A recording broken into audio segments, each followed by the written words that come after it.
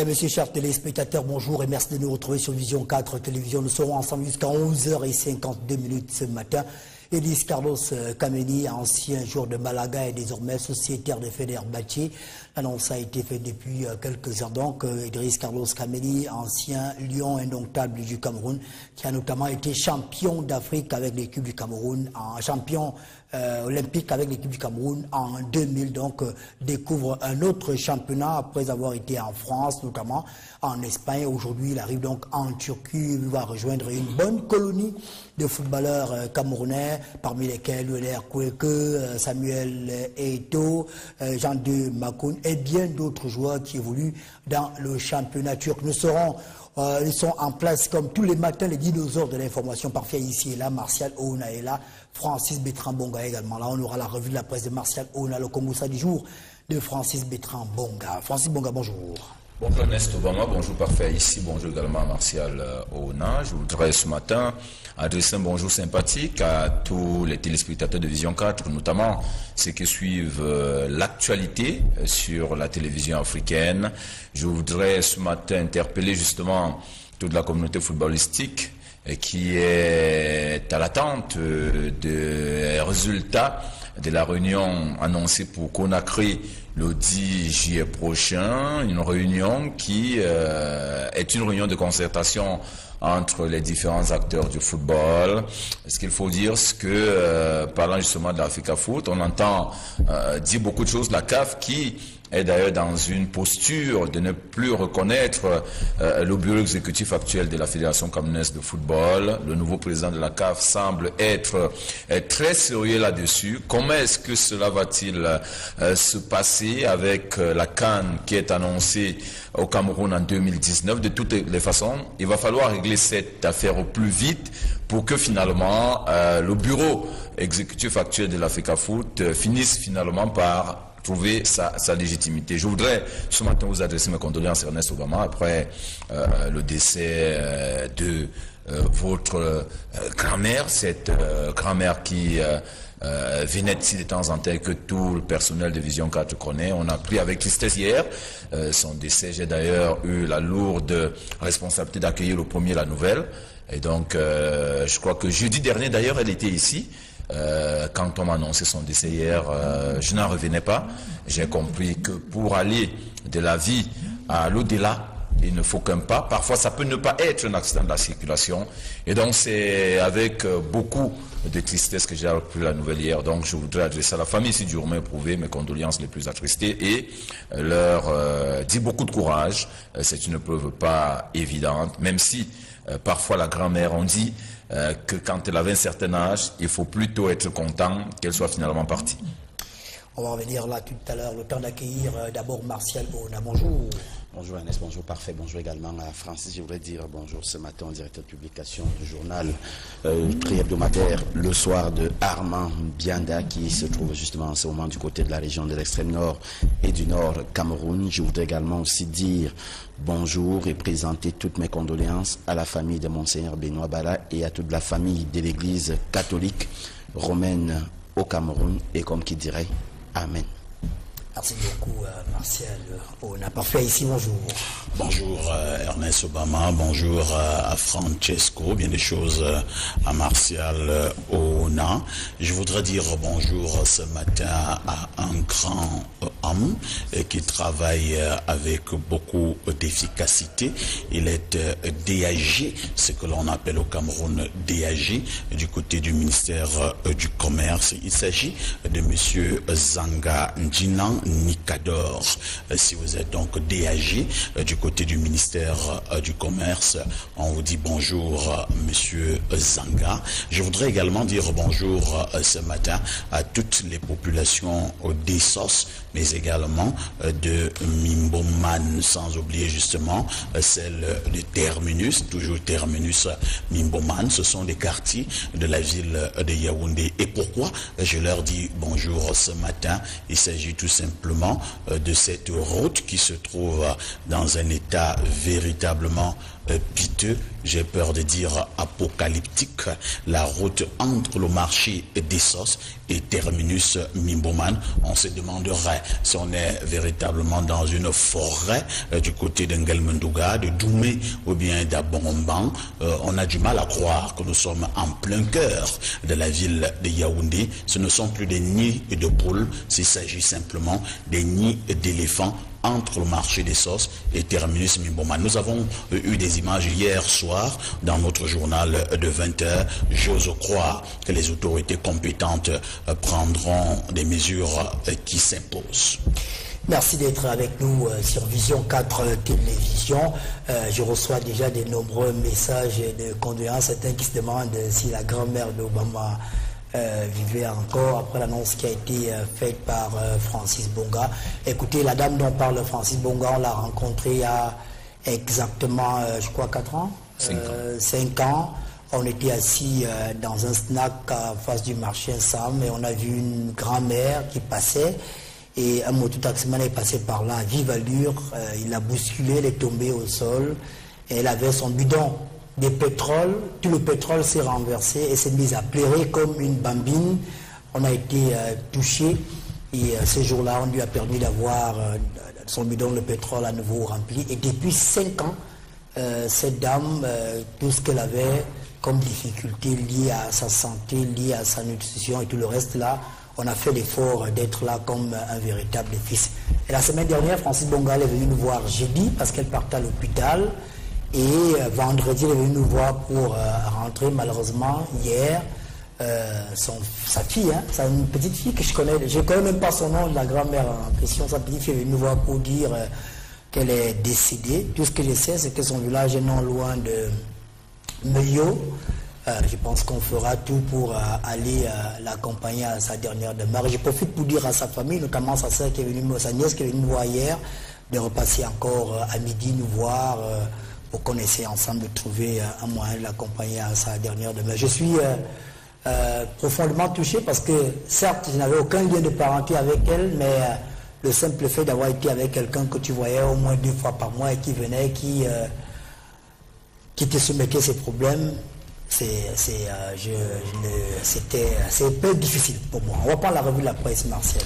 La revue de la presse, justement, on va commencer avec le quotidien de jour. Le quotidien de jour ce matin qui, au-delà des 200 postes de travail qui ont été supprimés du côté de l'Office de radio et télévision nationale donc, du Cameroun, revient notamment sur la grande actualité qui défraie donc la chronique au Cameroun. Il s'agit de cette affaire de Monseigneur Bala, Jean-Fils Namak, le procureur de la Cour d'appel donc du centre a donc rendu public le communiqué hier sanctionnant donc les résultats de l'enquête médico-légale et le journal Le Jour qui revient donc sur cette enquête là sur ce communiqué du procureur général de la Cour d'appel du centre nous rappelle donc que nous parle donc des résultats de l'autopsie de Monseigneur Bala sur le corps de l'évêque de Bafia. Les résultats de l'autopsie sont contenus dans les colonnes du quotidien Le Jour ce matin. Cameroun Tribune en fait également aussi sa grande une ce matin en se faisant un peu plus précis à sa une et en parlant plutôt de l'hypothèse d'une mort par noyade.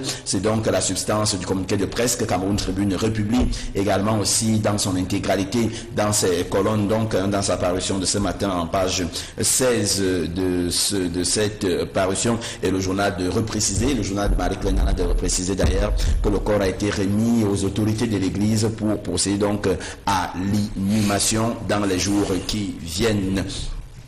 Le quotidien L'Épervier est en kiosque ce matin et parle plutôt de ces trafics et arnaques, donc un trafic d'influence et arnaques qui sont donc devenus le sport favori de certains Camerounais. Le journal nous rappelle d'ailleurs à ce sujet que 3 éléments de la DSP, la direction de la sécurité présidentielle, se trouvent donc désormais du côté de la prison centrale de Yaoundé et Kondengui. Ils se trouvent donc de ce côté-là. Leurs opérations d'arnaque auraient donc été pilotées par un autre haut gradé de ce côté-là, et le journal de revenir donc sur d'autres informations parlant notamment des nominations CSPH, du côté de la CSPH d'autres entreprises, parce que de ce côté-là, les postes sont encore vacants et ces officiers-là voulaient justement arnaquer des personnes pour leur promettre le poste en question. Le soir hebdomadaire de Armand Biandet en kiosque qui revient au-delà du grand mouvement dans la préfectorale. Le journal revient justement sur le calvaire qui attend les Camerounais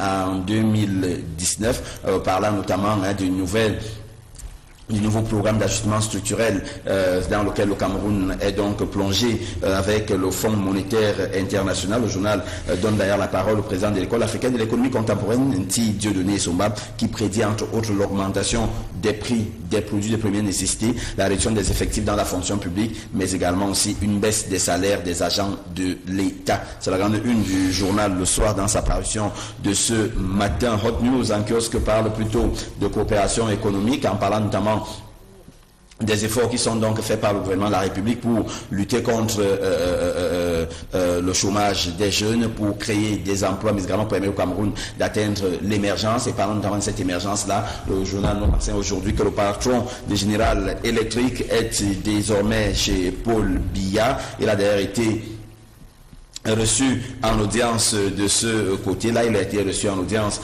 par le chef de l'État, Jay Ireland, et qui est donc le vice-président du groupe américain General Electric, qui produit d'ailleurs certaines marques de véhicules qu'on ne va pas citer ici, a donc été reçu en audience par le chef de l'État camerounais. Signature est en kiosque ce matin et nous propose un dossier spécial de près de 6 pages sur la crise de la consommation donc au Cameroun, avec notamment la place du consommateurs dans la consommation dans notre pays. Le journal, au-delà de donner la parole aux associations de défense des droits des consommateurs, aux consommateurs eux-mêmes, analyse les enjeux et comment est-ce que fonctionne le marché de la consommation. Et le journal de conclure justement aujourd'hui avec cette belle caricature que le client, malheureusement au Cameroun, n'est jamais roi.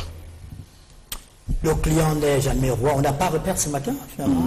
Non, on n'a pas eu repère parce qu'il y a le docteur Lekai Somba qui propose une tribune libre assez intéressante dans le journal Repère ce matin. Il parle notamment du sujet politique Cabral Libye. C'est assez enrichissant cet éclairage du docteur Lekai Somba. Lekai Somba qui est sociologue, enseignant au département de sociologie de l'université de Yaoundé. Il est par ailleurs enseignant à l'école supérieure des sciences et techniques de l'information et de la communication. Le Congo ça du jour, Francis Boka. Alors ce matin, c'est l'histoire d'un homme et d'une femme qui sont victimes de chantage. C'est un couple qui a pratiquement 25 ans de mariage. C'est un couple qui est pratiquement à sa retraite, mais un couple qui a traversé une très mauvaise période à l'époque, quand ils venaient de se connaître. Ils avaient passé près de 6 à 7 ans sans jamais avoir l'ombre d'un enfant à la maison parce que justement la dame avait des problèmes d'accouchement. Et alors qu'ils étaient couchés, je rappelle que le monsieur, lui, c'était un homme suffisamment aisé sur le plan matériel. Et donc pendant qu'ils étaient couchés, ils sont réveillés un matin, et ils ont trouvé un enfant. On sentait que l'enfant venait de naître et pour avoir un jour ou deux qu'on avait déposé à l'entrée de leur maison. Et la femme qui était sortie, la première, avait eu peur dans un premier temps. Elle est entrée, elle a dit à son mari qu'il y avait une situation. Son mari est sorti et effectivement ils ont vu l'enfant qui était là, un nouveau-né. Ils ne savaient pas quoi faire en première intention. Après, ils se sont dit, bon, de toutes les façons, on va d'abord recueillir l'enfant. On attend de voir si quelqu'un viendra se plaindre. Parce que, de toute évidence, ils se sont dit que c'est certainement une jeune fille qui a accouché et qui avait de la peine à s'occuper de l'enfant. Et donc, ils sont restés avec cet enfant dans la maison 1 jour, 2 jours, 3 jours. Personne n'est venu se plaindre pendant 1 semaine après. 2 semaines après, personne n'est venu se plaindre. Et finalement, son épouse et lui, qui n'ont déclaré cette trouvaille à personne, ont entrepris de faire voyager son épouse. Son épouse allait à l'étranger avec cet enfant. Elle y a passé près de 13 mois et elle est revenue. Quand elle est revenue au Cameroun, quelques 2 ans après, alors que l'enfant avait déjà dans les 3 ans, 4 mois, une dame s'est pointée chez eux, et une jeune dame qui avait dans les 26 ans à l'époque s'est pointée chez eux et leur a dit qu'elle venait parce que... L'enfant a quel âge maintenant? En ce moment, je vous parle, l'enfant doit avoir dans les 19 ans, 19-20 ans. Mais à cette époque-là, quand la fille s'est pointée chez eux, elle est venue leur dire, écoutez, j'ai mon enfant que j'avais déposé ici, je sais qu'il est dans la maison aussi, mais je ne viens pas faire les problèmes, je veux seulement vous dire, il faut savoir que c'est mon enfant. Je voudrais seulement vous le dire, il faut le savoir comme ça. Les gens n'en revenaient pas. Comme ils n'avaient pas déclaré cet enfant à l'époque, parce que il est clair que quand vous retrouvez un enfant comme ça, vous devez déclarer aux autorités compétentes, ne l'avait pas fait. Ils ont demandé à la fille ce qu'elle voulait. Parce qu'en fait, l'enfant était déjà leur propriété, ils s'étaient déjà habitués avec l'enfant, ils savaient qu'ils ont désormais un enfant. La fille a demandé à cette époque-là 500 000. 500 000 francs CFA. Et le monsieur a donné rendez-vous à la fille dans l'après-midi, il lui a donné 500 000. Et depuis lors, la fille avait disparu. Sauf qu'il y a quelques temps, exactement 2 mois, la fille a réapparu. Je rappelle que cet enfant a 19 ans aujourd'hui. La fille a réapparu, mais ce n'est plus une fille. Elle-même aujourd'hui, elle tire déjà pratiquement dans les 39 ans. Elle a donc 39-40 ans. Elle a débarqué pour revendiquer cet enfant. Je rappelle que cet enfant, moi je vous parle, est à l'université catholique. C'est un enfant très dorloté par ses parents qui passe ses vacances en France tout le temps et qui revient. La fille s'est donc repointée dernièrement il y a 2 mois pour revendiquer autre chose. Elle demande à ces gens-là de commencer à permettre à l'enfant de venir lui rendre visite de temps en temps et que l'enfant sache qu'en dehors de ses parents qui l'ont adopté, il a une mère. Et donc là, cette personne n'était pas d'accord avec cette fille. Ils lui ont demandé une fois de plus si elle voulait quelque chose pour disparaître.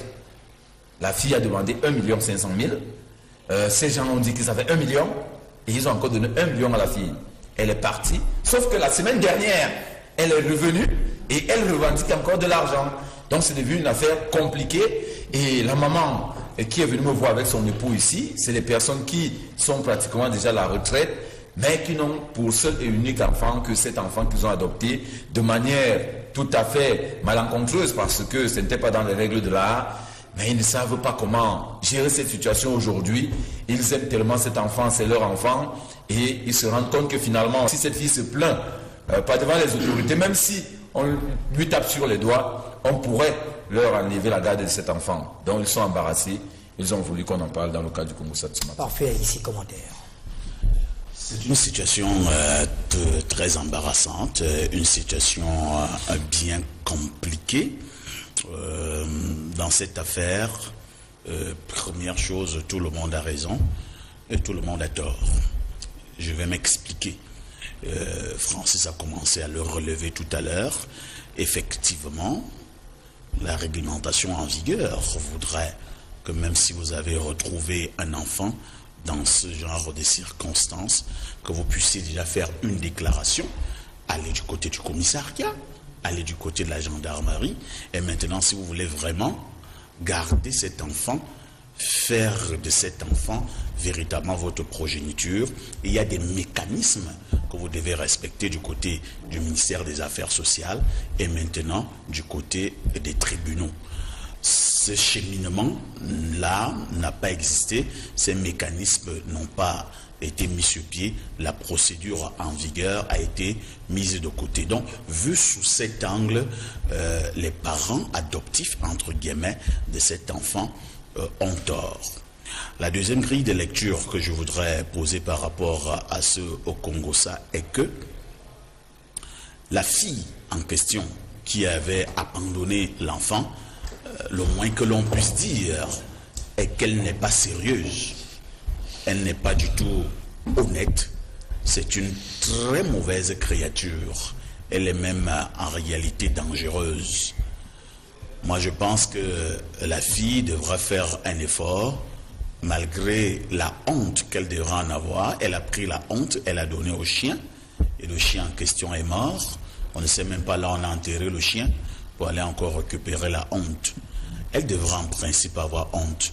Maintenant, elle fait comme si elle était dans ses droits et qu'elle devait revendiquer quelque chose. Elle est passée au chantage. Je pense que le monsieur en question, ou alors les parents, entre guillemets, adoptifs de cet enfant, ont péché lorsqu'ils ont commencé à céder au premier chantage. Lorsque la fille est venue, au moment où l'enfant avait il y a 3 ans et demi, la fille a demandé 500 000 francs CFA. Ils ont remis les 500 000. La fille revient pratiquement 15 ans plus tard. Elle demande 1,5 million et donne 1 million à la fille.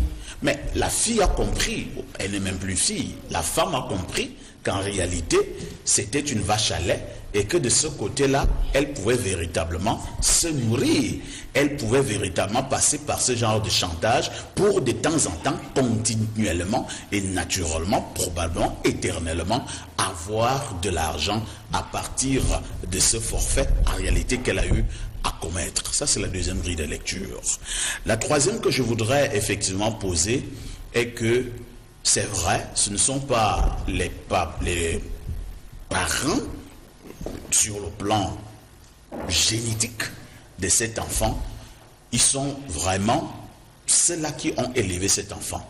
Je pense qu'au niveau de la justice, sans être un expert en matière, il y a un certain nombre de circonstances. Si je pouvais donner un conseil à ces parents, c'est de ne pas avoir peur à affronter la justice.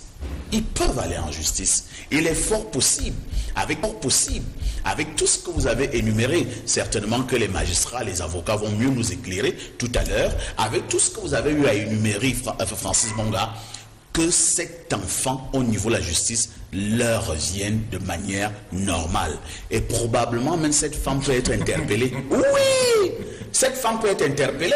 On peut même dire tentative d'assassinat ou bien de meurtre. Parce que si vous prenez un nourrisson, c'est le cas, qui a un jour de vie, vous l'abandonnez comme cela, sous le soleil et sous la pluie. Imaginez un seul instant qu'un moto-taximan était passé par là, pouvait écraser ce nourrisson.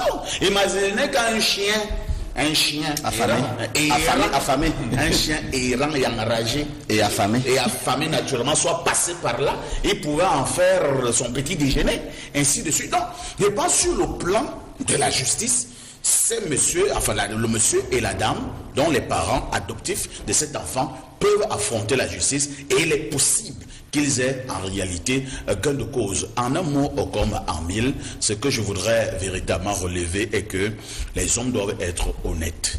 La dame en question, si véritablement par, c'est pas moi, par accident, elle a encore eu ces sentiments de maman et maintenant voudrait déjà que l'enfant puisse aller souvent lui rendre visite. D'abord, elle ment. Elle n'a aucun sentiment de maman. Elle a simplement compris qu'elle pouvait avoir quelques billets de banque à partir de ce qu'en réalité elle avait commis à l'époque comme étant un mauvais acte. C'est déshonorant, c'est honteux pour cette femme. Si elle au moins peut encore avoir la jugeote, je lui demanderai modestement d'arrêter ce mauvais cinéma. Martial. La première chose que je vais dire à Ernest, je n'aime pas les sorcières. Je n'aime pas les sorcières, pourquoi? J'ai l'habitude de dire sur ce plateau que pour moi la sorcellerie, c'est tout ce qui dépasse mon entendement. Non pas que je suis trop intelligent pour tout comprendre, mais je dis, cette jeune dame qui est venue abandonner ce bébé, une sorcière. Et c'est là où je souscris totalement et entièrement à ce que dit Parfait ici. Parce que vous ne pouvez pas, du jour au lendemain, vous lever. Vous arrivez donc là devant la maison de Parfait ici, comme il a son gros 4x4, vous dites non, ici il y a de l'argent, vous venez vous abandonner donc le fruit de vos entrailles, un enfant que vous avez porté dans votre ventre, dans votre sein pendant 9 mois. Je ne compte pas les visites prénatales, je ne compte pas le trousseau que vous avez apprêté, je ne compte pas le lait que vous aviez, tous les médicaments que vous avez dû prendre parce qu'il fallait justement que vous puissiez être, vous êtes une femme enceinte, que vous puissiez justement entretenir cette maternité-là. Et du jour au lendemain, à peine vous déposez ce bébé, vous venez l'abandonner comme cela. L'histoire nous renseigne que du côté de Douala, et c'est là où je souscris à ce que Parfait ici disait, Du côté de Douala, il y a deux gros chiens, des chiens de race, je crois que c'était des bulldogs, qui avaient, parce qu'ils sont restés affamés, se sont servis du corps d'un enfant et l'ont consommé. Le propriétaire a dû les abattre comme ça, mais ça n'a rien changé au destin. Imaginons donc que quelqu'un, un chien, comme le disait Parfait ici, affamé, et je le précise encore, un chien affamé, passe par là et voit cette scène-là. Imaginons un seul instant que la pluie soit tombée, une très forte pluie, avec les inondations qu'il y a souvent, et que dans une rigole, le bébé soit entraîné. Allait-elle revenir là-dessus? Imaginons un seul instant que le couple qui a recueilli ce bébé prenne cet enfant, que ce couple-là se retrouve, peut-être le monsieur est diplomate, on l'affecte aux États-Unis, et il s'en va avec toute sa famille. Cette fille allait retrouver ce bébé là-haut. Non, cette fille... Imaginez que les apôtres des crimes rituels soient passés par là au moment où le bébé est couché. Et que les uns les autres enlèvent les parties qu'ils aiment bien manger dans l'affaire là. On en serait où aujourd'hui? Non. Je dis cette fille est une sorcière, c'est une mauvaise dame. La preuve qu'elle est une sorcière, est une mauvaise femme, c'est qu'aujourd'hui elle s'est lancée dans, je ne sais pas si elle doit appeler ça l'arnaque ou bien le rançonnage. Il y a tout ça. Oui. Le chantage. Oui. Chantage même c'est petit. Chantage c'est pas vraiment le chantage. C'est au-dessus du chantage. Parce qu'elle sait que chaque fois qu'elle vient, il y a un petit paquet d'argent qui arrive. C'est ça donc le chantage. Chaque fois qu'elle vient, il y a un paquet d'argent. Chaque fois qu'elle arrive, il y a un paquet d'argent. Alors elle se rend compte que non. Elle peut utiliser cet enfant qu'elle a abandonné comme un fonds de commerce. Comme comme un emploi. C'est-à-dire chaque fin du mois, elle vient dire si tu veux que mon bébé dorme encore chez toi, demain c'est le premier, donne. Si tu veux que mon bébé passe encore la nuit chez toi, donne. Non. Et je pense que la réaction du gamin lui-même dans tout ça, c'est quoi? Non, c'est que si on a peur de dire au gamin. Moi, je pense qu'il faut dire au gamin la vérité. Et moi, si je suis le gamin, Martial, et quand on le lui dit, j'ai dit à cette dame ceci, je vois en voilà. C'est moi qui te donnerai les coups de poing. Et quand on va le lui dire, vous lui dites tranquillement que la prochaine fois, le gamin lui dit à cette dame-là, cette mauvaise maman qui l'a abandonné, que la prochaine fois tu mets les pieds ici, c'est moi-même qui vais te donner les coups de poing. C'est de ça qu'il s'agit. Moi, je pense que la famille adoptive, elle n'a rien à se reprocher. Peut-être le fait qu'elle n'a pas déclaré, oui, ça peut arriver. Merci. Oui, ça peut arriver, mais ils n'ont rien à se reprocher. Si cette dame-là veut qu'elle aille se faire, j'ai failli dire qu'il neuf. Merci beaucoup, Martial. Je rappelle que ce Congo-ça ressemble fort opportunément à l'histoire du footballeur italien du club français de Nice, Mario Balotelli, dont les parents sont d'origine ghanéenne et qui ne veut pas voir ses parents. Il a dit qu'il ne souhaite jamais les rencontrer. Ce matin, nous parlons du rapport d'autopsie qui a été publié hier par le procureur général, M. Ntamak, en rapport avec la mort de Monseigneur Jean-Marie Benoît Bala. Voilà, on en parle ce matin. Vous aurez d'abord droit à la lecture intégrale de ce communiqué du procureur général. Et ensemble, avec vous qui êtes à la maison, on va essayer de comprendre ce qui peut sortir de manière globale de ce communiqué. Alors, on va reprendre une page de publicité à la région, on se retrouve derrière.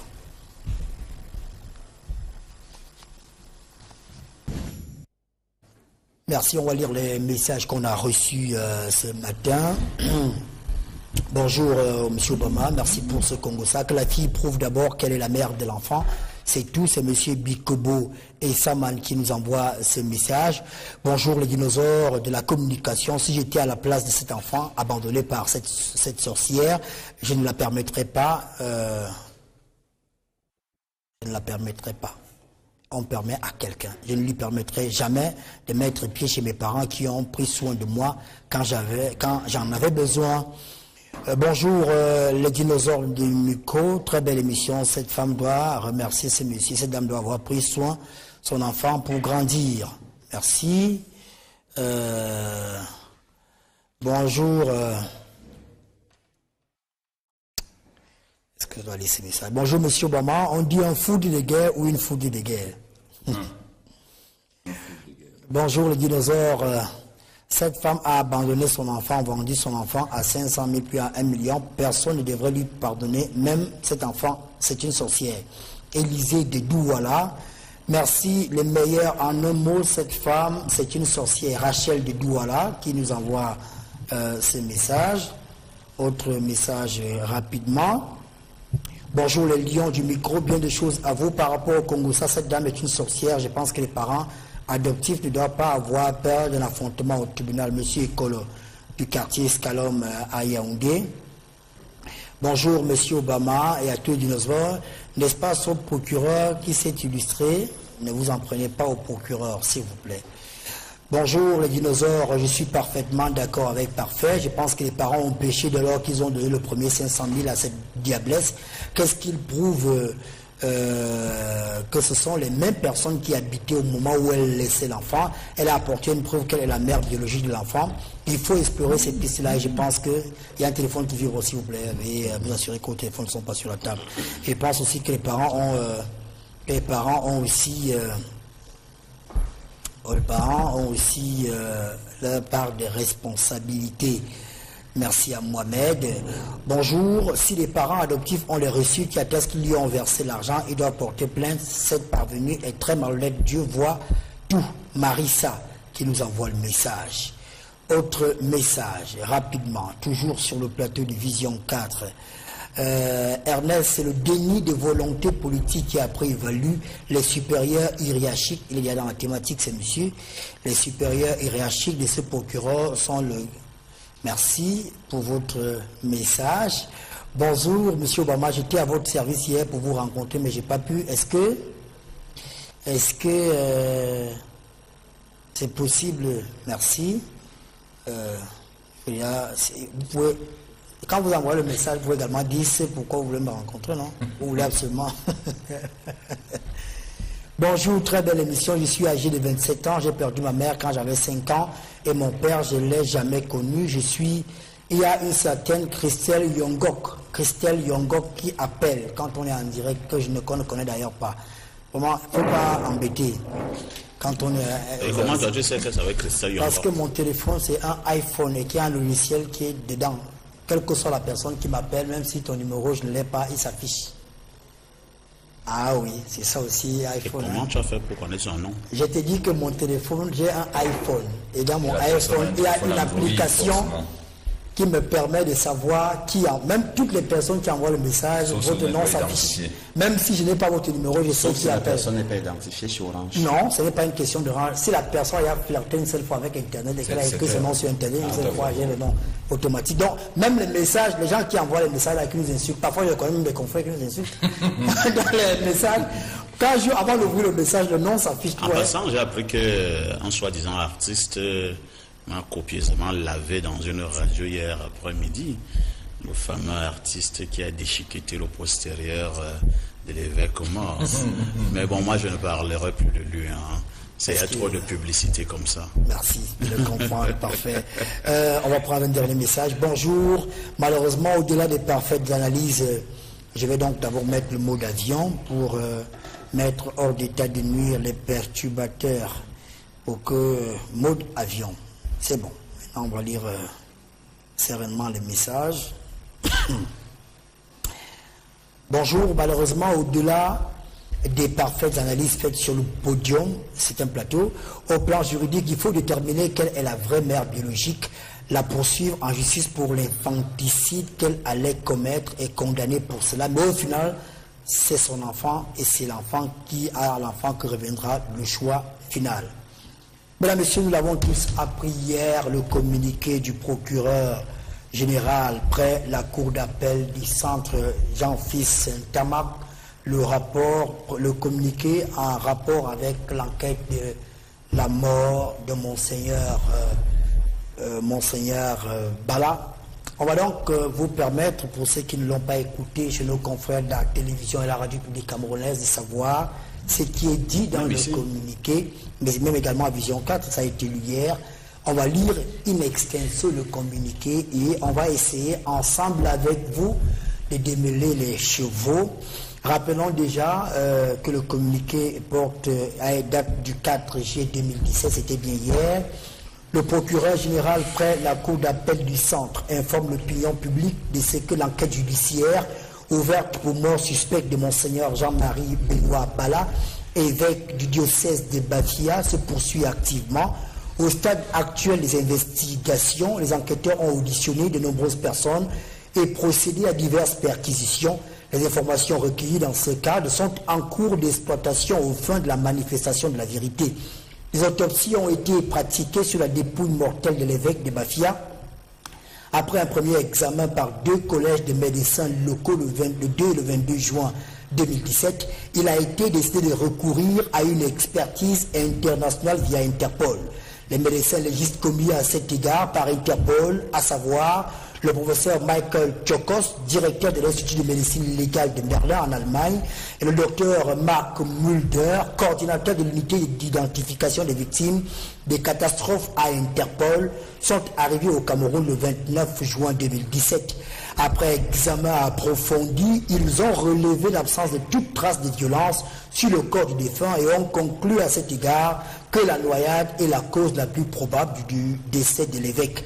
Les constatations médico-légales étant achevées, le corps de Monseigneur Jean-Marie Benoît Bala a été remis ce jour aux autorités de l'Église catholique aux fins d'inhumation. Les investigations en vue de déterminer les circonstances exactes de ce drame se poursuivent. Les conclusions de l'enquête y afférentes seront portées le moment venu à la connaissance du public. Yaoundé, le 4 juillet 2017, le procureur général près la cour d'appel du centre, Jean-Fils Ntamak, il est magistrat.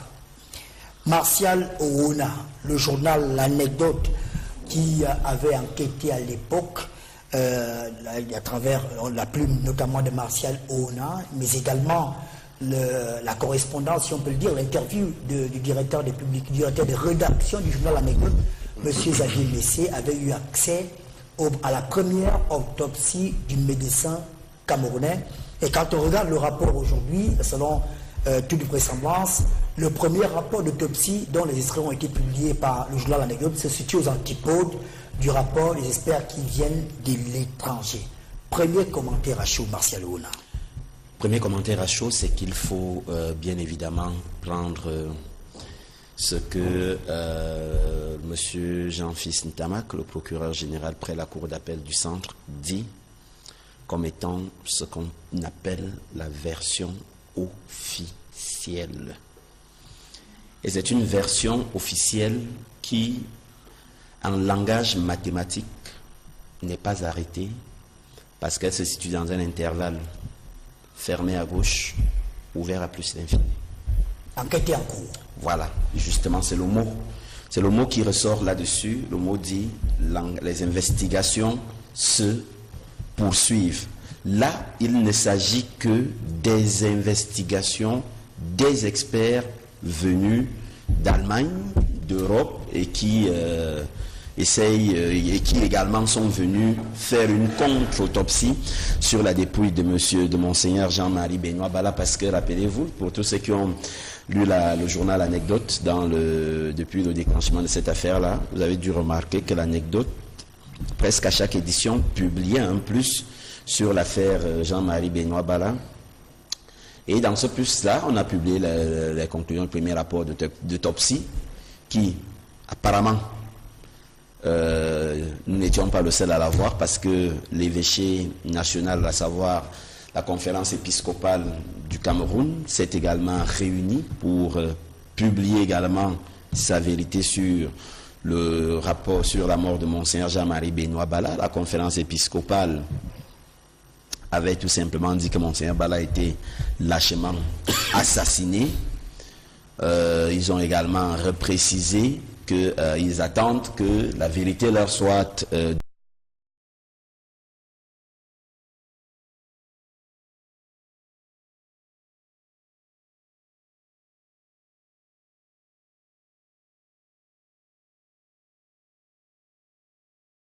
n'était pas très d'accord avec les premières conclusions de l'autopsie qui avait été menée. par des personnels civils, avec le chef de l'État également qui n'a pas été très d'accord. Ils ont instruit une contre-autopsie. Et l'anecdote l'a également révélé, laquelle contre-autopsie a donc eu lieu la semaine dernière. Et ce sont donc ces résultats. Et cette contre-autopsie a donc été effectuée par des experts de la police, mais également aussi ceux-là qui sont venus de l'Europe, tel que cela a été dit dans le communiqué de M. Jean-Fils Ntamak, le procureur général. On va revenir à vous, Martial. Je souhaite que chacun ait au moins 2 prises de parole, qu'on ait tout notre temps. Francis Bonga, le rapport, ou tout au moins le communiqué publié par le magistrat Ntamak parle d'une mort par noyade. Pour que nous soyons au même degré d'information avec nos téléspectateurs, ou un degré de compréhension, on a rapidement interrogé le petit Bécherel, le dictionnaire, qui nous dit « La noyade est une insuffisance respiratoire temporaire causée par la submersion ou l'immersion, quelle que soit la gravité ou les conséquences de cette insuffisance, souvent mortelle. L'immersion correspond au fait d'être recouvert de liquide. La submersion réfère à un corps entier plongé dans un liquide. » Au-delà, je vais remettre mon téléphone dans ma poche pour qu'il n'embête pas. Au-delà, Francis Bonga, il y a des questions simples que l'on se pose. Première chose, la noyade, c'est que l'eau est entrée dans les poumons, n'est-ce pas? Oui. Je ne sais pas, l'eau de la Salaga est-elle si intelligente pour changer, mettre la babouche gauche dans le pied droit? Première chose. L'eau intelligente de la Salaga est-elle si intelligente au point où elle peut entrer dans les poumons? Elle te tue, elle ressort et suit son cours normal comme si de rien n'était. Au-delà, le premier médecin légiste qui a fait la première autopsie est-il si bête que lui a vu des mutilations là où elle n'existait pas, si on s'en tient au journal d'anecdote? Est-il si bête que lui a vu des hématomes alors qu'elle n'en existait pas? Doit-on aujourd'hui conclure avec à ce degré d'enquête que Monseigneur Bala s'est donc suicidé? Et que si c'est la noyade, il est fort possible qu'il se soit suicidé. Alors, disons que à la lecture de ce communiqué, il y a plus d'une chose qui se dégage. La première chose qui se dégage est la suivante, que, comme d'habitude, le consommant camerounais est quelque chose de terrible. On ne consomme pas camerounais. Parce qu'il me souvient que la première autopsie a été faite par un collège de médecins. Si je m'en tiens à ce que j'ai lu dans le communiqué. Parce que dans ce communiqué, on ne parle pas des premiers médecins qui ont fait l'autopsie. On ne vous parle que de ceux qui sont venus. On en parle, mais ceux qui ils ne parlent pas de ce qu'ils ont dit. Tout à fait. Parce qu'il dit, après un premier examen par deux collèges de médecins locaux. Deux collèges de médecins locaux. Mais il ne nous dit pas ce que les 2 collèges ont dit. On dit, tout à fait. On aurait souhaité avoir justement l'autopsie, ou du moins les résultats de l'autopsie de ces 2 collèges. Or, un certain nombre de presse, comme elles savent si bien le faire, étaient entrées dans le secret de cette autopsie pour nous révéler qu'un certain nombre de constatations ont été faites. Et que ces constatations allaient dans le sens de démontrer effectivement que Monseigneur Bala avait subi des violences, que Monseigneur Bala n'avait pas été noyé, parce que c'est la première noyade au monde. Il dit depuis que le monde existe, c'est la première fois que quelqu'un se noie et que quand on le sort de l'eau, qu'on constate qu'il est sec. Donc, l'eau est rentrée dans son corps et l'eau est ressortie par une alchimie qu'on ne maîtrise pas. Or, on voit précisément c'est comme ça on voit précisément que tout le monde a vu. Et c'est en cela que, de temps en temps, on est obligé de saluer l'évolution technologique qui permet aujourd'hui que, quand on prend quelqu'un en photo à Bafia, à 10 heures, qu'à 10h01, tout le monde est la photo. Ce n'est pas comme si on a sorti Monseigneur de l'eau, qu'il a passé 2 jours, je ne sais pas moi où, et que par la suite on l'a filmé. Quand on l'a sorti de l'eau, les gens ont filmé, nous tous on a vu que c'était un corps sec. Alors aujourd'hui, comment peut-on nous démontrer effectivement que Monseigneur a été noyé? Et quand je lis également le communiqué, Ernest Obama, je me rends compte qu'on dit que les constatations médico-légales sont achevées. On dit que c'est achevé. Donc les enquêtes dont on parle là, ce n'est plus pour parler du corps, c'est-à-dire les constatations médico-légales. Donc sur le plan de constater que le monsieur soit il a été noyé, soit il a été... C'est terminé, il n'y a plus rien à faire. Maintenant, les enquêtes se poursuivent sur les circonstances de la noyade. Parce qu'il faut faire la différence. Le communiqué dit clairement qu'on ne va plus toucher son corps pour savoir si oui ou non l'a été. Puisque le corps a été remis à... Tout à fait. Mais maintenant, on veut comprendre les circonstances. Comment est-ce qu'il en est arrivé là? Je voudrais quand même dire que les évêques ont été péremptoires. Et je ne vois pas des hommes de Dieu de ce calibre dit péremptoirement que quelqu'un a été assassiné alors qu'il en est autre chose. C'est la première chose. L'autre chose, c'est qu'il faut savoir que les évêques sont à Yukadomo, moi je vous parle. Parce qu'il y a un évêque qui sera... Parce qu'il y a un évêque qui est en train d'être ordonné. Je crois qu'on dit ordonné ou consacré. Alors, il est très possible, c'est vrai que ce ne sera pas un jeu de ping-pong, mais il est très possible qu'au sortir... Non, c'est fait, c'est fait. Et je vois, Monseigneur Claude a réagi ce matin sur RFI. Voilà. Et il a dit qu'il conteste. Tout à fait, c'est évident. Parce que s'ils ne contestent pas, ça ira aux antipodes de ce qu'ils ont dit préalablement dans leur déclaration. Donc nous sommes dans un jeu de ping-pong. Mais ce que je disais d'ailleurs dans un forum ce matin, c'est que de toutes les façons, l'Église catholique va porter son deuil. Parce que quelqu'un me rappelait encore fort à propos. On va l'arriver. Je reviens à Francis. D'abord, Parfait à ici. Moi, Parfait, il y a quelque chose que je ne comprends pas. On a fait appel à 2 collèges de médecins camerounais qui ont fait une autopsie. Première question, pourquoi à cette période-là, on n'a pas publié le rapport d'autopsie des médecins camerounais? Pourquoi a-t-on exigé une contre-expertise? Qui a contesté la première expertise? S'agit-il de l'Église catholique? S'agit-il de la famille de Monseigneur Bala? Pourquoi a-t-on ordonné une deuxième autopsie, une deuxième expertise? Sauf si les responsables camerounais eux-mêmes se sont rendus compte que l'autopsie qui a été faite par les médecins camerounais n'était pas de bonne qualité et qu'il fallait une meilleure autopsie. Et est-ce qu'au-delà même, on ne nie pas la qualité des médecins de ces Camerounais-là? Vous avez dit tout à l'heure qu'il ne fallait pas s'en prendre au procureur général. Ce n'est pas que c'est moi qui vais le faire, mais je pense que c'est lui qui a signé ce communiqué et dont il est responsable de tout ce qui est contenu dans ce communiqué. Je n'ai pas la prétention de vouloir mettre en doute ici les qualités de haut magistrat de M. Ntamak. Vous pensez que M. Ntamak ignore qu'il y a eu les premiers résultats de l'autopsie? Vous pensez que M. Ntamak, lui, ne le sait pas? M. Ntamak le sait, mais volontairement n'a pas voulu dire ce que les premières autopsies ont eu à dire.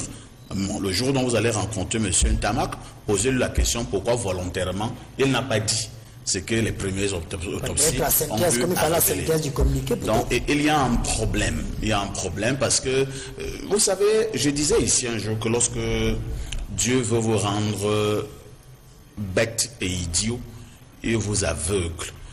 Lorsque Dieu veut vous perdre, il vous aveugle, donc Martial. Donc, monsieur Ntamak, si moi j'ai rédigé le communiqué là, je ne disais nulle part qu'il y a d'abord eu autopsie. Parce que le fait de dire qu'il y a d'abord eu autopsie, et maintenant tu nous dis pas ce que les premières autopsies ont eu à dire, il y a un problème. Il nous révèle seulement les résultats des deuxièmes autopsies et là il vante un peu, il fait un peu la publicité, les gens quoi de Berlin, directeur de quel institut quoi là, de Berlin.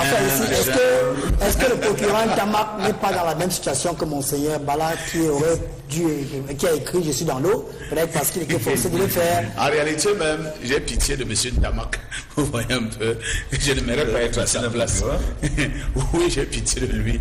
Même quand vous dites que pitié d'un procureur, j'ai dit que j'ai pitié de lui. Et lorsqu'il est, parce que c'est qu'il regarde l'émission, il sait que ce n'est pas facile.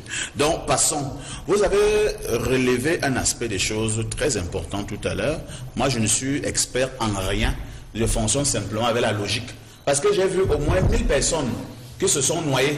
Et j'ai vu quand on les enlevait de l'eau. C'est-à-dire que je fonctionne par logique. C'est-à-dire que par expérience. Comment on appelle ça en philosophie? Il y a un mot là. C'est la logique, non? Voilà. C'est-à-dire qu'à chaque fois que j'ai vu un monsieur qui a été noyé, quand on le récupère, il devient plus costaud que moi. Non, si tu veux faire la logique. C'est-à-dire que si c'était au bar, quand on le récupère de l'eau, il est comme ici. En fait, c'est tout homme qui se noie a de l'eau dans son ventre. Alors? Non, tu parles pas alors. Monseigneur Bala s'est noyé. Alors, on doit avoir de l'eau dans le ventre de Monseigneur Bala. C'est le syllogisme socratique. Donc c'est de ça qu'il est question. Je fonctionne par logique. C'est de cela qu'il est question.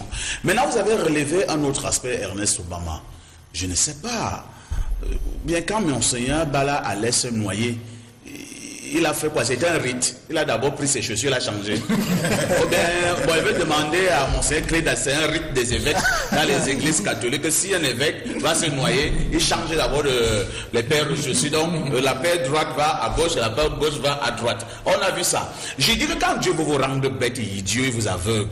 Même lorsqu'on a récupéré le corps de Bala, on a oublié que, hey, les chaussures, remettons encore les chaussures en ordre. On a oublié. Et quelqu'un de plus intelligent que nous renvoyait nous disait qu'il n'y a pas de crime parfait. Je vais dire autre chose.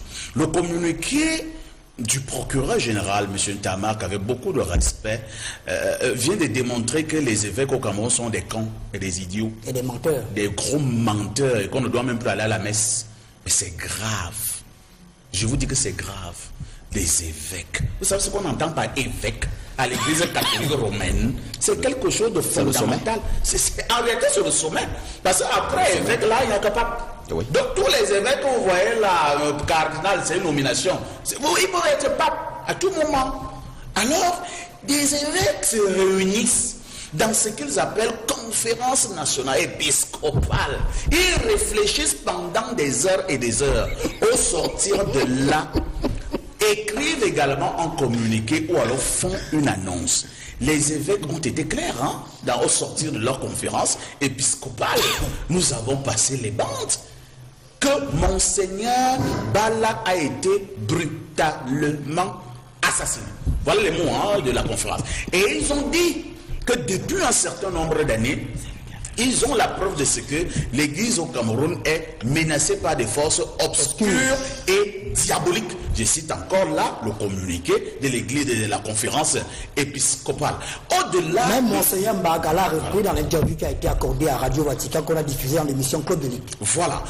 Au-delà de tout ce que je suis en train de dire, ils ont même énuméré les autres décès des prélats au Cameroun et ont exigé que la vérité soit dite. Alors, M. Ntamak nous fait comprendre que les évêques sont des imposteurs, ce sont des menteurs, et là, du coup, le Camerounais lambda tombe donc dans un flou. On ne sait donc plus à qui faire confiance. Qui a raison dans cette histoire? Les évêques disent que Bala a été brutalement assassiné. Ntamak dit que Bala s'est noyé. Nous sommes perdus. Et je vous le disais hier que dans une question que je posais à Francesco, que cette histoire tourne en rond comme l'enquête d'un évêque. C'est ça. Et c'est ce qu'on recherchait, Ernest Obama. Le flou dans lequel nous nous trouvons à l'heure actuelle. L'autre dit qu'on l'a tué, l'autre dit qu'on ne l'a pas tué. Et terminé. On va faire le bruit là pendant quelques temps et ça passera. Donc, on revient à vous parler. Okay. Ça va tourner un peu ce matin. Je rappelle quand même que Vision 4 est déployée sur plusieurs sites. Il y a une équipe qui se trouve depuis 5 heures du matin à Bafia. Il y a une autre qui est à la recherche du pêcheur qui a retrouvé le corps. On veut l'écouter lui aussi, qui nous dit ce qu'il a vu, le pêcheur. Et on a également une équipe qui est à Tchang, le village Tchang. Ils vont nous dire ce qu'ils ont entendu, est-ce qu'il y a eu des bruits la nuit. Et le pêcheur va nous dire ce qu'il a réellement vu quand il a retrouvé le corps. Il y a également une équipe dans le village de Monseigneur Baldon. Je vous recommande vivement le 20h ce soir de Jean-Jacques Zé sur Vision 4 Télévision. Martial Ouna, j'ai discuté longuement avec Blériot Yemek qui a grandi à Edea et qui me disait que en tant que j'ai la chance que vous également vous êtes quelqu'un qui vit non loin du fleuve. J'ai grandi à Edea également. De bord de l'eau. De bord de l'eau. Yemek m'apprenait alors que lorsqu'un corps disparaît dans l'eau, quelqu'un meurt de noyade et qu'il passe même 24 heures dans l'eau, la première chose qui prouve qu'il est mort dans l'eau, c'est que ce corps-là, les poissons adorent certaines parties du corps humain. Ces parties-là ne reviennent jamais, particulièrement les yeux, les lèvres, les oreilles, le nez. Selon ceux qui ont pu s'approcher du corps de et c'est un poisson très, très aimé dans une certaine localité de la Meufou et Afamba qui aime bien manger ces parties-là. Le kanga, justement. Kanga et tilapia les kangas et les tilapia. Vous pensez que ces poissons ne sont pas dans la salade au niveau des bébés? Non, ce que je vais vous dire, c'est que... Je ne vais pas encore poser la question. Donc ces poissons sont effectivement là-bas. Marcel m'a envie de parler. Alors, on nous a parlé de mutilation, qu'il y a eu des mutilations. Michael, non, laissez Tamak. Tamak, je pense que Michael Chokos a dit. C'est Chokos qui a commencé le nom. Il s'appelle. Laissez Tamak en paix. Mais Tamak est comme le ministre de la communication. C'est un rapporteur. Il rapporte ce que. Il n'a pas rapporté ce que les premières autopsies ont dit. Mon père, il voulait faire la synthèse. Donc, je vous prie. La synthèse, la moitié. Laissons M. Tamak en paix. L'autre problème, c'est Michael Chokos. C'est Michael Chokos, non? Oui, Michael Chokos, né le 23 janvier 1967. À Kiel. En Allemagne. En Allemagne. Donc Michael Chokos dit qu'il n'y a rien. Et c'est un pathologiste et professeur. Il a même écrit un livre. Donne-moi le nom du livre. Le livre, c'est... attendez que je le retrouve. Parce que là, c'est un expert. Il a écrit un livre sur la criminologie et quelque chose... Alors, Martial, je vous pose encore la question. Comme nous tous, on est comme parfait dit qu'il est expert en rien. Nous, tout ce qu'on fait, c'est qu'on est journaliste. Et notre métier, c'est qu'on observe à l'œil nu. Il n'y a pas un appareil pour observer la vérité. Et quelquefois, Marcel nous arrive de regarder les films, notamment Mentalist, les experts Miami, les experts New York. Là-bas, les médecins légistes, peut-être qui passent des trucs dans les machines. Est-ce que les médecins camerounais auraient donc pu se tromper ici? Quand on parle de mutilation, ça veut dire qu'on a coupé avec un appareil artificiel, soit le couteau, soit la lame, mutilation. Bon, la mutilation en question est-elle intervenue avant la noyade ou après la noyade? Parce que, comme on dit, on parle même de mort probable, hein, la cause probable, c'est même pas encore établi, la cause probable de la mort serait donc la noyade. Est-ce qu'on a mutilé avant, après on a jeté dans l'eau, et pendant qu'il avait encore mal, l'eau aussi est entrée dans le ventre et est ressortie, il est mort? Comment on peut comprendre cela, Marcel Ona? Je voudrais avant d'y répondre, vous rappeler que le magistrat qui a signé ce communiqué n'est que le porte-parole de Chokos. Du docteur Chokos. Il y a un autre, hein, parce que là, pas seulement oui. Chokos. Donc, il n'est que le porte-parole. Il n'a fait que dire ce que le spécialiste lui a dit. Mais je vais dire. Il y a Chokos et il y a Mark Mulder. Mulder. Les deux sont apparemment. Il a quand même le nom d'un Allemand. Les deux sont allemands. Mulder, c'est allemand. Mulder, c'est quand même. Il veut même de gagner la Coupe de Confédération, c'est quelque chose. Mais là, vraiment, si c'est. Non. Là. Vous savez pourquoi les évêques sont en colère? Non. Je ne suis pas dans le secret des dieux, mais vous savez, j'ai l'habitude de dire que la logique est la base de l'intelligence. Les évêques ont la réponse. Les évêques insistent. Parce qu'il y a un détail dans cette affaire-là que personne ne voit depuis là. Et moi, je ne vais pas en parler ici à la télévision. Non, il faut en parler, Martial. On est là pour que la vérité jaillisse. Si on peut aider le détail... Martial, il ne faut pas qu'on vous arrête après l'émission. Non. Pas mettre seulement là, il dit que parle. Attendez, vous avez un... Je ne sais pas pourquoi, monsieur. Il est même polchon. Vous avez un prêtre dans votre famille? Oui, bien sûr. Ok. Après cette émission, posez la question sur ce que signifie la croix, sur le mot « je suis dans l'eau ». C'est pour cela que les évêques insistent. Dans l'église catholique romaine, la croix, d'aucuns, j'ai écouté des gens dans des émissions télé, dans les radios, les gens ont glosé, ils ont raconté des histoires, mais ils ont raconté faux. On dit non, la croix signifie mon Seigneur. Non. Dans l'église catholique romaine, la croix signifie que le nom qui suit après la personne est décédé. C'est ce que ça signifie. Je suis dans l'eau et avant la signature, il y a la croix et on a mis J.M. Bala. Comment vous tous vous restez stupéfaits? Je voulais dire que mon Seigneur Bala a écrit ça après la mort, alors? Ceux qui... Mon Seigneur ne pouvait pas écrire après la mort. Je vous dis que dans l'église... Dans l'église... Non. Je ne vous trouble pas. Je ne vous trouble pas. Je vous donne un indice. Appelez n'importe quel prêtre et quel évêque. Lorsque vous allez même à l'église, écrire une messe en la mémoire d'un défunt. Vous savez ce qu'on vous fait, on vous donne un format, on doit mettre la croix devant le nom et d'ajouter le nom. Le prêtre sait que lorsqu'il prend, parce qu'on leur donne une série de papiers, c'est que ce papier, cette croix, c'est signe que cette personne est décédée. Bon, moi j'avais une question, je t'ai posé une question, Martial. Maintenant. Je t'ai posé une question, je veux qu'on... Chacun m'a dit un mot sur la question. C'est-à-dire que là, j'ai l'impression que l'expertise camerounaise a été insultée dans cette affaire. Et parce que Parfait l'a également dit, on sait que le Cameroun a quand même l'une des plus grandes écoles de médecine d'Afrique au sud du Sahara. La faculté de médecine des sciences biomédicales, qu'on appelait avant le CUS. Et le médecin, selon l'information relayée par Xavier Messier, dans l'anecdote et chez nos confrères de RFI, le médecin légiste qui a fait l'autopsie est professeur. Il me semble bien, sauf erreur de ma part, il est professeur. Alors, est-ce qu'on peut donc penser que ce professeur-là est aussi con, tellement con? Non seulement lui et tous ses collègues qui l'accompagnent, ils sont tellement cons qu'ils ont voulu nous faire croire que Monseigneur Bala a été torturé, qu'il y a eu des mutilations. Et maintenant, un génie allemand et son collègue, tous deux allemands, Tchokos et Mulder, vient leur dire que non, puisque vous avez dit que c'était du charabia, c'était la poudre de perlipimpin, je crois que c'est ce qu'on dit, non, que c'était la gnognotte ou la tartarinade. Ce n'était pas la vérité. Bon, de prime abord, on a tendance à croire que M. Tchokos veut nous faire comprendre que le professeur Isama ne comprend rien. Professeur Isama? Oui, Isama, c'est lui qui avait fait la première autopsie, non? Il faut qu'on le cherche. C'est lui qui a fait la première autopsie. Non, vraiment, moi, par contre, je vais vous dire, laissez Sama tranquille. C'est ceux qui regrettent même déjà d'avoir fait cette autopsie. non, ne riez pas, c'est très sérieux. N'appelez pas monsieur le professeur Isama. Laissez monsieur le professeur tranquille. Il faudrait donc aujourd'hui... Si j'étais même comme le professeur Sama, j'allais d'abord me cacher chez moi au village. Non, on veut nous faire comprendre que tout un professeur s'est trompé, que c'est un blanc qui vient nous dire la vérité. Non, j'ai dit, il y a un problème quelque part. Je vous pose une question, Martial. Vous qui suivez au jour le jour cette enquête-là, pourquoi a-t-on ordonné une contre-expertise? C'est une question, ma foi, qui n'a pas de réponse, parce que doit-on penser que les premiers résultats n'arrangeaient pas certaines personnes et qu'il fallait absolument d'autres résultats qui auraient pu... ordonner une seconde expertise, une contre-expertise médico-légale, il aura fallu que, les ayants droit, à savoir la famille, l'Église, et 2, l'Église conteste les résultats qui leur ont été transmis.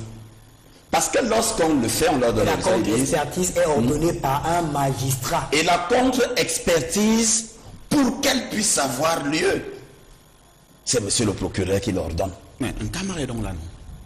Il l'ordonne donc. Il l'ordonne. Parce que là, attendez, le communiqué dit, après un premier examen par 2 collèges de médecins locaux le 2 et le 22 juin 2017, il a été décidé, il l'a émis pour qui? Parce que si on fait le commentaire de texte, la collégialité d'enquête. Est-ce que dans une enquête judiciaire, il doit être décidé ou alors c'est à la demande d'une partie qui conteste le résultat qu'une contre-expertise est faite? Le communiqué aurait été plus clair si on nous avait dit après l'autopsie menée par 2 collèges de médecins et après contestation de l'église catholique de la famille, il a été décidé. Donc vous pensez donc que le procureur Tamar doit rectifier le communiqué et il fait encore l'issue 13h tout à l'heure? Non, c'est pas ce que nous disons. Nous essayons de comprendre le communiqué. Cela nous permet d'ailleurs, Ernest, si vous permettez, de dire que le communiqué est même peut-être un peu précoce. Parce que si je m'en tiens... Je préfère ne pas le dire. Non, moi je préfère le dire. Je le dis avec des éléments d'argument. Martial nous a renseigné ici, tout à l'heure, et je crois que l'anecdote l'a même dit dans son journal de lundi, qu'il y a même une 3e contre-expertise qui a maintenant été initiée par la police, le DGSN. Donc on aurait pu attendre que... la même expertise. Ce n'est pas la même. C'est vrai? Ce n'est pas la même. Mais on a choisi cette 3e contre-expertise et l'expertise qui vient arbitrer. Parce qu'il y a une première, une seconde et maintenant une 3e qui vient donc arbitrer les 2 premières expertises. Après cette 3e, un communiqué serait le bienvenu. Mais avant, il y a des questions à se poser. Comme tu as la parole, tu gardes la parole. Bon, il y a quelqu'un qui nous envoie une question. Il dit que une question bête. Est-ce que vous êtes certain que c'est le même corps que les gars de... On ne doit pas rire parce qu'il y a eu mort d'homme. On ne doit pas rire parce que... Non, je crois qu'on l'histoire de la contre-expertise me rappelle quelque chose, parfait ici. L'année dernière, mon championnat de vacances que j'organise, la Super Coupe Samuelito, alors en demi-finale, l'équipe de mon village est battue. C'est-à-dire que l'équipe de mon village menait 2-0. Les villages voisins ont égalisé le début. À la dernière minute, ils ont mis le 3e but et on gagne l'équipe de mon village 3-2. Moi, je n'étais pas là. Il y a un de mes cousins qui m'appelle au village, dit que bon, comme nous avons gagné là, il faut changer le règlement. Il dit que le match est en aller-retour. Non. Parce qu'il y a l'impression que la première autopsie n'a pas arrangé certaines personnes. Et ils disent qu'il a été décidé On ne dit pas qui a demandé qu'il y ait une contre-expertise. Oui. Merci, bon, allez-y. Non, ce qu'il faut dire davantage, parce que j'entends beaucoup de personnes nous envoyer des messages là, nous sommes en train de commenter un communiqué. Ce n'est pas une décision de justice, ce n'est pas une sentence arbitrale. C'est un communiqué que nous sommes en train de commenter. Et un communiqué de presse. Voilà. Donc il a été adressé au public. Nous sommes à la presse d'abord. On nous envoie pour qu'on puisse. Tout à fait. Donc nous essayons de comprendre. Pour dire que c'est une situation très compliquée. Très compliquée dans la mesure où aujourd'hui les évêques se posent des questions. Faire parler tout à l'heure de leur crédibilité. Comment est-ce que désormais les ouailles vont regarder les évêques qui ont osé dire qu'on a assassiné l'un de leurs, alors que brutalement, alors que ce n'est pas le cas. Moi, je crois qu'il faut, à un moment donné, qu'il y ait une concertation. Est-ce qu'on a appelé ces gens sur une table pour essayer de leur dire comment est-ce que ces choses évoluent, comment est-ce que l'enquête évolue, comment est-ce que les autopsies ont été menées. Parce qu'à un moment donné, quand vous ne les associez pas, il y a problème. Il faut naturellement les convaincre par non seulement les arguments, mais des éléments. Aujourd'hui, il y a donc un communiqué qui est aux antipodes d'une déclaration. Et comme je disais tout à l'heure... demande si vous êtes sûr que c'est le même corps qu'on a donné à Tchokos. Alors, on espère bien que c'est le même corps. Est-ce qu'il faut faire les sièges de l'expertise et qu'il y a également les représentants de l'église catholique, de la famille? Je ne sais pas. Hein. En tout cas, Tchungi est au village. Michel Siri, tu sais bien, non? Parfait. Maximo Tchambak. Non, Maximo Tchambak est à Bafia. Oui, Maximo à Bafia. Tchungi est au village. Il va me dire là-bas, si au village, on a envoyé un représentant. Alors, je disais tout à l'heure, Ernest Obama, que ce qui va se passer, c'est quoi? C'est qu'en fait, l'Église va porter le deuil. Chaque évêque ou prélat, ou appelez-le comme vous voulez, aura le devoir de donner sa position sur cette affaire en toutes circonstances. Mais souvenez-vous que comme ce communiqué, nous en avons eu tant d'autres, toujours dans des situations, j'allais dire ambiguës. Trouble. Affaire Vanessa Tchatchou, vous savez qu'il y a eu un communiqué.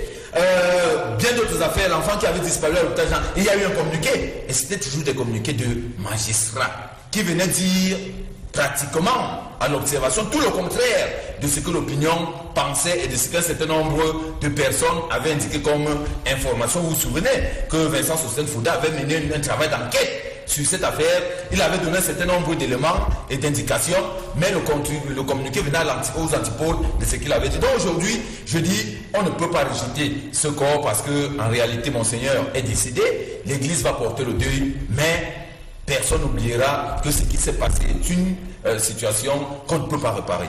Je vais peut-être partir ici, on verra à Club de Ligue dimanche prochain si le sujet est retenu, voir si on peut appeler un expert qui va nous dire quelle est la valeur de la première expertise et la valeur de la deuxième expertise, quelle est celle des autopsies qu'on peut considérer comme la meilleure entre celles faites par les Camerounais et celles faites par les étrangers. Je voulais vous poser la question parfaite ici. What next? Maintenant, l'Église catholique ne devrait-elle pas porter plainte en prenant pour élément la première autopsie? Moi, je pense que si cette affaire meurt comme les autres, cela signifie que l'Église catholique a été laxiste. Cela signifie que l'Église catholique est entrée en concubinage incestueux avec d'autres forces. L'Église catholique est une puissance dans le monde entier. Rassurez-vous, une super puissance dans le monde entier. Et pour l'instant, dans cette affaire de Monseigneur Bala, l'Église catholique pour l'instant tient le bon bout.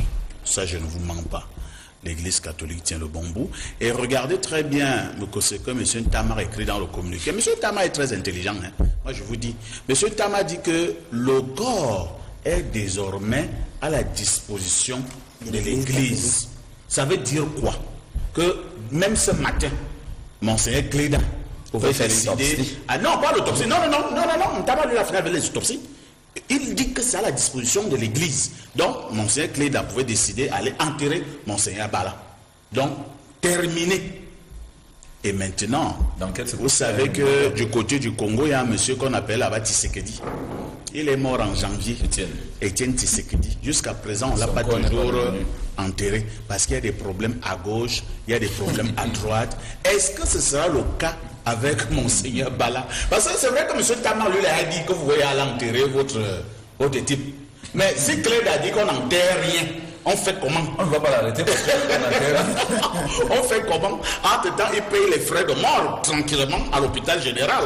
Est-ce qu'à un moment donné... Non, les frais de mort, c'est rien. On sait que le chef de l'État va se demander... Est-ce qu'à un moment donné aussi, le directeur de l'hôpital général va même décider que non, venez prendre votre dépouille encombrante. Elle n'est pas encombrante puisqu'on paye. Non. Vous pouvez louer un casier, on va pas faire juste un an. Il peut dire qu'il y a d'autres personnes qui sont mortes et on peut les garder là-bas à l'hôpital général. Je vous dis qu'on arrive à ce niveau. Parce que pour M. Ntamar, le procureur, il faut déjà venir prendre la dépouille. Vraiment, pour être un peu plus sérieux, moi j'aime bien mon Cameroun, mon pays. Je n'ai pas la prétention de l'aimer plus que certains, mais je me dis que le président de la République, son excellent M. Paul Biya, doit frapper la main sur la table. Il y a séparation de pouvoir, hein. M. Ntamar. Non, quand je dis que frapper la main, je suis d'accord. Quand je dis que frapper la main sur la table, ça veut dire quoi? Ça veut dire que M. Paul Biya peut dire que si effectivement, M. Ntamar, tu te rends compte que ce monsieur a été tué. Parce que si on dit que Monseigneur Bala a été tué, qui a dit qu'il a été tué par le système de Yaoundé? Personne n'a dit qu'il a été tué. Ça peut être des bandits. Ça peut être des bandits qui sont arrivés là-bas nuitamment, ont pris Monseigneur Bala, sont allés... Mais vraiment, il faut faire un effort de dire la vérité. Je ne dis pas que le communiqué a menti, c'est pas ce que je dis, il faut qu'on comprenne très bien. Mais la vérité ne doit pas gêner les gens. C'est ce que je voulais dire. Merci beaucoup, on souhaite beaucoup de courage au procureur Ntamar. Vraiment, ne vous en prenez, parce que j'ai vu sur Facebook les gens qui s'en prennent. C'est lui qui a écrit, non? Non, le procureur, il n'est que le porte-parole de Ntamar, le procureur Ntamar est comme quelqu'un, un rapporteur. Un rapporteur, voilà. Il a rapporté ce que Tchokos a dit. Tchokos, c'est Mulder.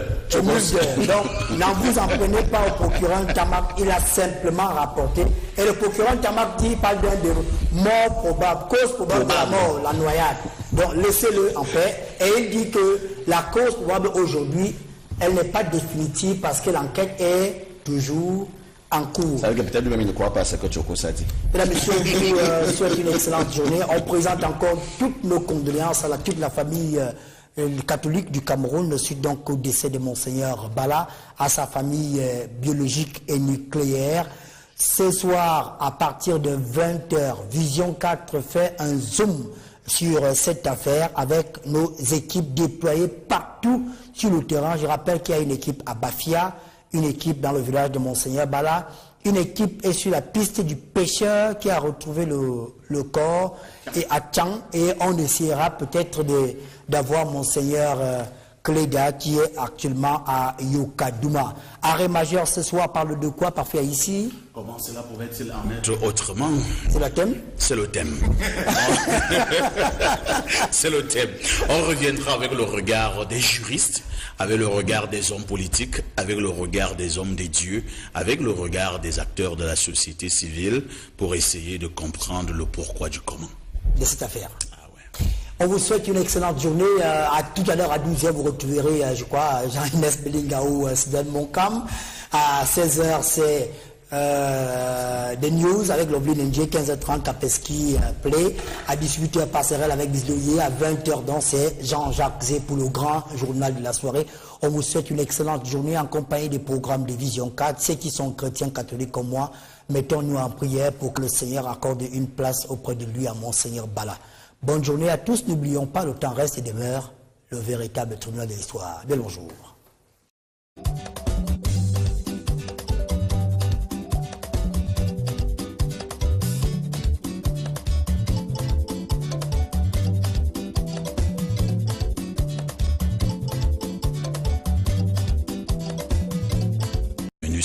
Mimboman, ce sont des quartiers de la ville de Yaoundé. Et pourquoi je leur dis bonjour ce matin? Il s'agit tout simplement de cette route qui se trouve dans un état véritablement piteux, j'ai peur de dire apocalyptique, la route entre le marché d'Essos et terminus Mimboman. On se demanderait si on est véritablement dans une forêt du côté d'Ngelmendouga, de Doumé ou bien d'Abomban. On a du mal à croire que nous sommes en plein cœur de la ville de Yaoundé. Ce ne sont plus des nids de poules, il s'agit simplement des nids d'éléphants entre le marché des sauces et Terminus Mimboma. Nous avons eu des images hier soir dans notre journal de 20h. J'ose croire que les autorités compétentes prendront des mesures qui s'imposent. Merci d'être avec nous sur Vision 4 Télévision. Je reçois déjà de nombreux messages de condoléances. Certains qui se demandent si la grand-mère d'Obama vivait encore après l'annonce qui a été faite par Francis Bonga. Écoutez, la dame dont parle Francis Bonga, on l'a rencontrée il y a exactement, je crois, 4 ans 5 ans. On était assis dans un snack à face du marché Sam et on a vu une grand-mère qui passait. Et un mototaximan est passé par là à vive allure, il a bousculé, elle est tombée au sol, et elle avait son bidon de pétrole, tout le pétrole s'est renversé et s'est mise à pleurer comme une bambine. On a été touchés et ce jour-là, on lui a permis d'avoir son bidon de pétrole à nouveau rempli. Et depuis 5 ans, cette dame, tout ce qu'elle avait comme difficulté liée à sa santé, liée à sa nutrition et tout le reste là, on a fait l'effort d'être là comme un véritable fils. Et la semaine dernière, Francis Bonga est venu nous voir jeudi parce qu'elle partait à l'hôpital. Et vendredi, elle est venue nous voir pour rentrer. Malheureusement, hier, sa fille, c'est une petite fille que je connais même pas son nom, la grand-mère en question. Sa petite fille est venue nous voir pour dire qu'elle est décédée. Tout ce que je sais, c'est que son village est non loin de Meyo. Je pense qu'on fera tout pour aller l'accompagner à sa dernière demeure. Je profite pour dire à sa famille, notamment sa soeur qui est venue, sa nièce qui est venue nous voir hier, de repasser encore à midi nous voir pour qu'on essaie ensemble de trouver un moyen de l'accompagner à sa dernière demeure. Je suis profondément touché parce que certes, je n'avais aucun lien de parenté avec elle, mais le simple fait d'avoir été avec quelqu'un que tu voyais au moins 2 fois par mois et qui venait, qui te soumettait ses problèmes, c'est un peu difficile pour moi. On va prendre la revue de la presse, Martial. La revue de la presse, justement, on va commencer avec le quotidien de jour. Le quotidien de jour ce matin qui, au-delà des 200 postes de travail qui ont été supprimés du côté de l'Office de radio et télévision nationale donc, du Cameroun, revient notamment sur la grande actualité qui défraie donc la chronique au Cameroun. Il s'agit de cette affaire de Monseigneur Bala, Jean-Fils Namad, le procureur de la cour d'appel donc du centre a donc rendu public le communiqué hier sanctionnant donc les résultats de l'enquête médico-légale et le journal Le Jour qui revient donc sur cette enquête là sur ce communiqué du procureur général de la cour d'appel du centre nous rappelle donc que nous parle donc des résultats de l'autopsie de Monseigneur Bala sur le corps de l'évêque de Bafia. Les résultats de l'autopsie sont contenus dans les colonnes du quotidien Le Jour ce matin. Cameroun Tribune en fait également aussi sa grande une ce matin en se faisant un peu plus précis à sa une et en parlant plutôt de l'hypothèse d'une mort par noyade. C'est donc la substance du communiqué de presse que Cameroun Tribune republie également aussi dans son intégralité dans ses colonnes, donc dans sa parution de ce matin en page 16 de cette parution. Et le journal de repréciser, le journal de Marie-Claire Nana de repréciser d'ailleurs que le corps a été remis aux autorités de l'église pour procéder donc à l'inhumation dans les jours qui viennent. Le quotidien L'Épervier est en kiosque ce matin et parle plutôt de ces trafics et arnaques, donc un trafic d'influence et arnaques qui sont donc devenus le sport favori de certains Camerounais. Le journal nous rappelle d'ailleurs à ce sujet que 3 éléments de la DSP, la direction de la sécurité présidentielle, se trouvent donc désormais du côté de la prison centrale de Yaoundé et Kondengui. Ils se trouvent donc de ce côté-là. Leurs opérations d'arnaque auraient donc été pilotées par notre haut gradé de ce côté-là, et le journal de revenir donc sur d'autres informations parlant notamment des nominations SPH du côté comme du côté de la CSPH d'autres entreprises, parce que de ce côté-là, dans ses droits et qu'elle devait revendiquer quelque chose, elle est passée au chantage. Je pense que le monsieur en question ou alors les parents entre guillemets adoptifs de cet enfant ont péché lorsqu'ils ont commencé à céder au premier chantage. Lorsque la fille est venue, au moment où l'enfant avait il y a 3 ans et demi, la fille a demandé 500 000 francs CFA. Ils ont remis les 500 000. La fille revient pratiquement 15 ans plus tard. Elle demande 1,5 million et donne 1 million à la fille. Mais la fille a compris, elle n'est même plus fille, la femme a compris qu'en réalité, c'était une vache à lait et que de ce côté-là, elle pouvait véritablement se nourrir.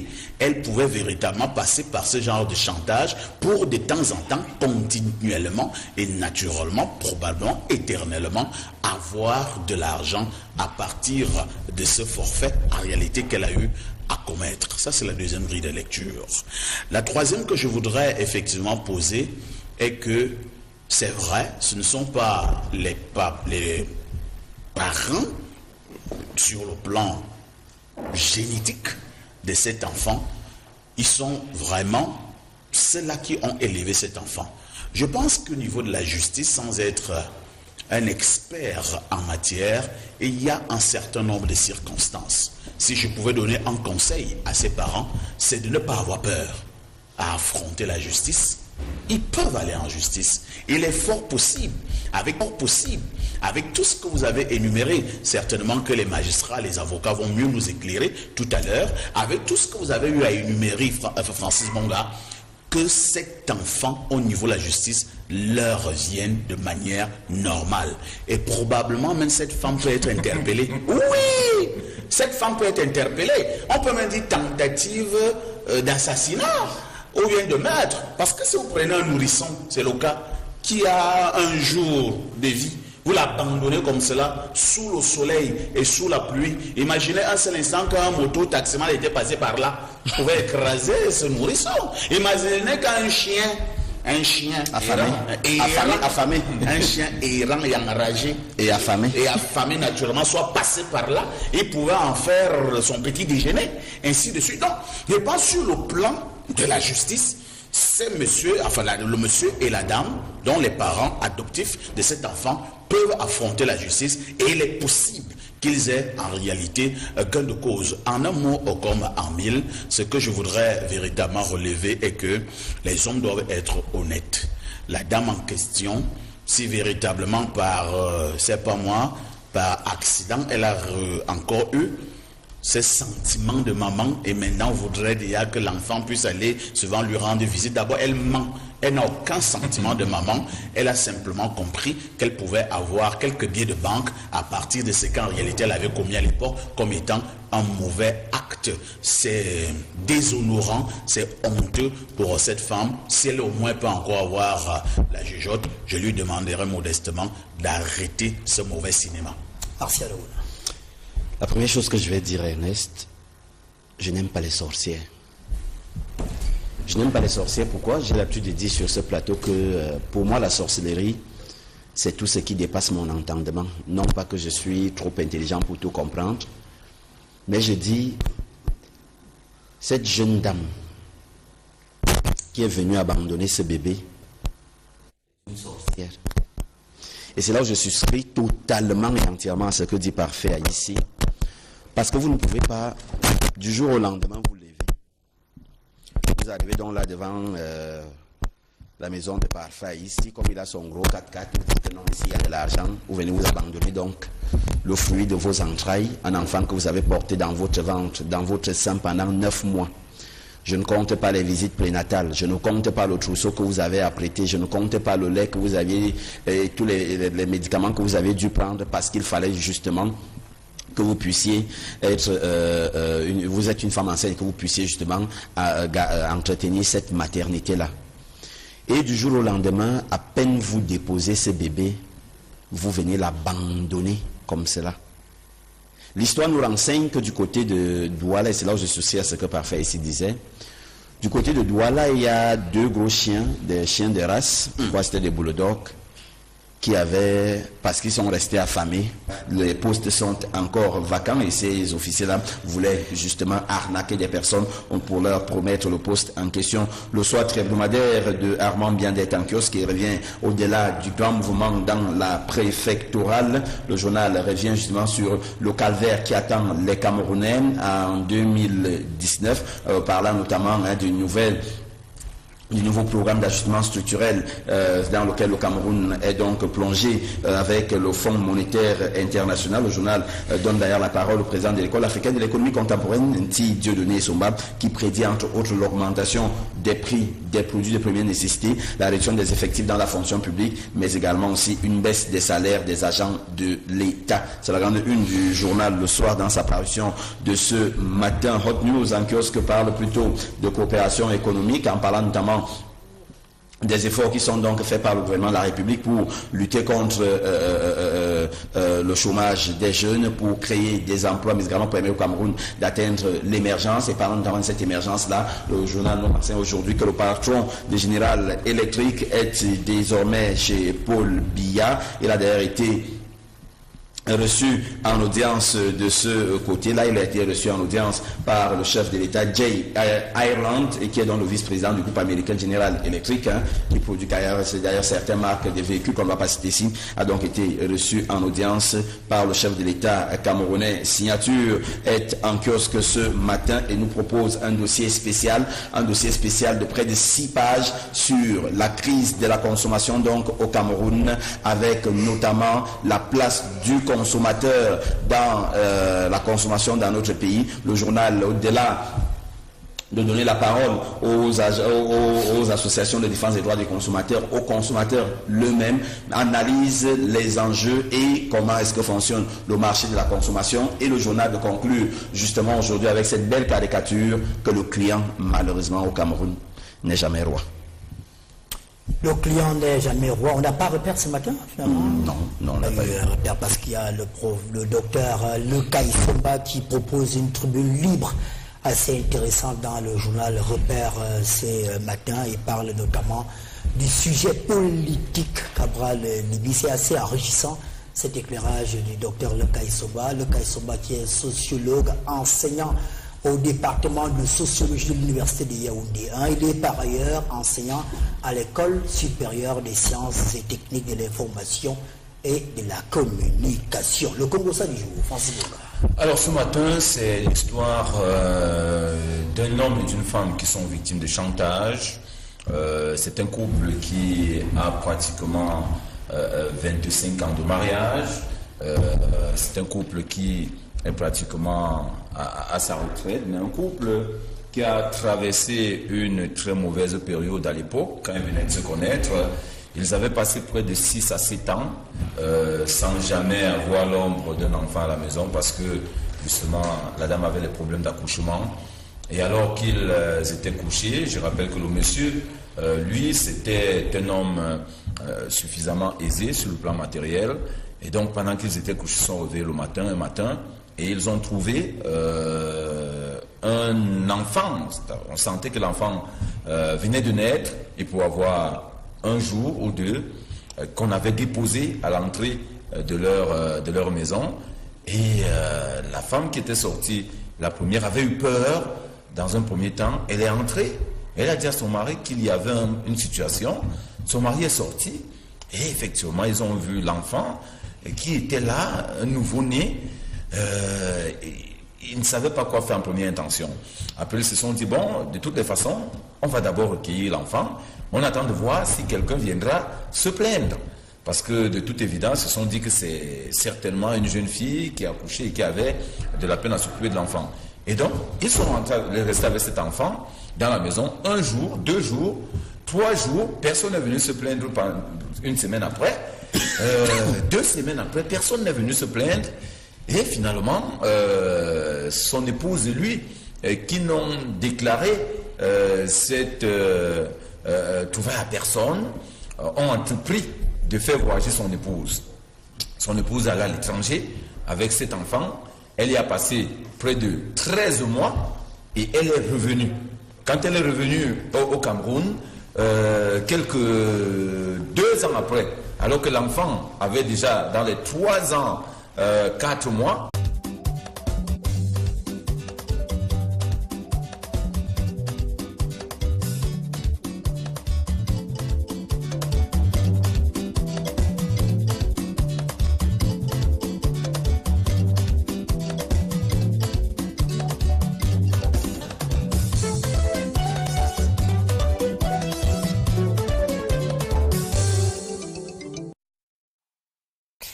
Mesdames, Messieurs, chers téléspectateurs, bonjour et merci de nous retrouver sur Vision 4 Télévision. Nous serons ensemble jusqu'à 11h52 ce matin.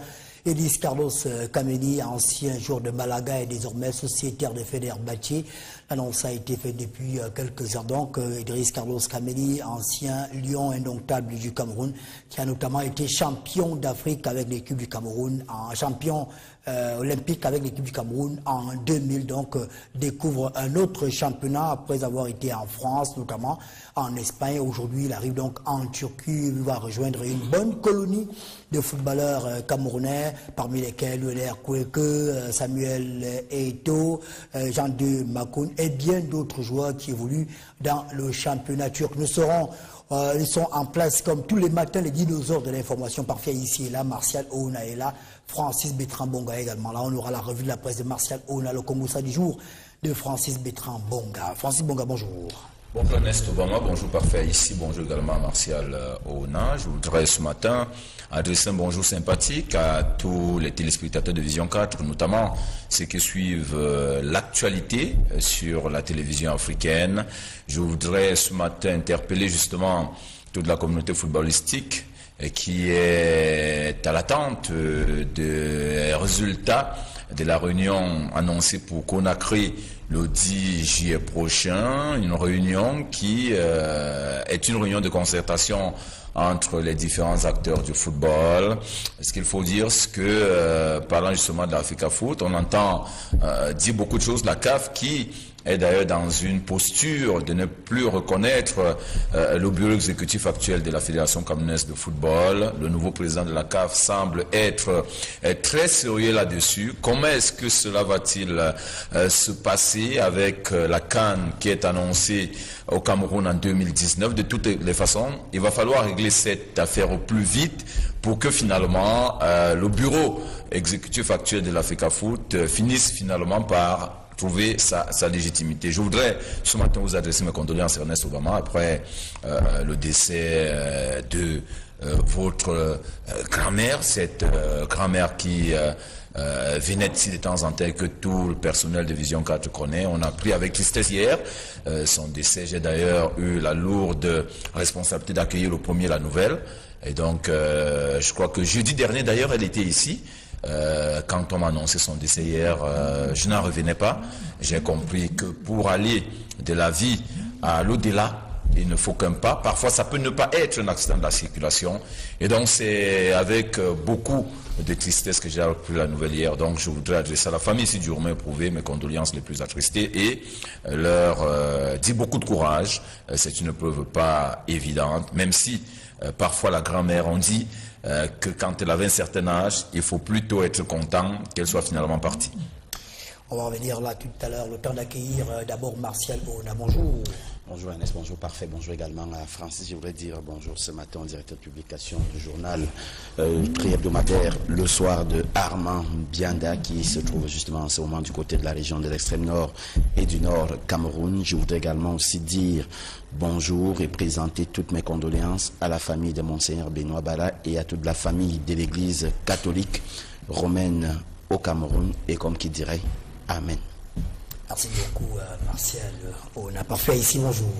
Bonjour Ernest Obama, bonjour à Francesco, bien des choses à Martial Ouna. Je voudrais dire bonjour ce matin à un grand homme qui travaille avec beaucoup d'efficacité. Il est DAG, ce que l'on appelle au Cameroun DAG, du côté du ministère du Commerce. Il s'agit de monsieur Zanga Njinan Nicador. Si vous êtes donc DAG du côté du ministère du Commerce, on vous dit bonjour monsieur Zanga. Je voudrais également dire bonjour ce matin à toutes les populations d'Essos, mais également de Mimboman, sans oublier justement celle de Terminus, toujours Terminus.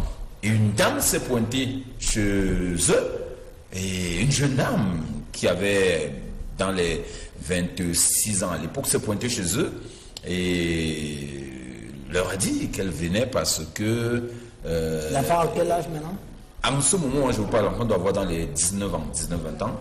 Mais à cette époque-là, quand la fille s'est pointée chez eux, elle est venue leur dire, écoutez, j'ai mon enfant que j'avais déposé ici, je sais qu'il est dans la maison aussi, mais je ne viens pas faire les problèmes, je veux seulement vous dire, il faut savoir que c'est mon enfant.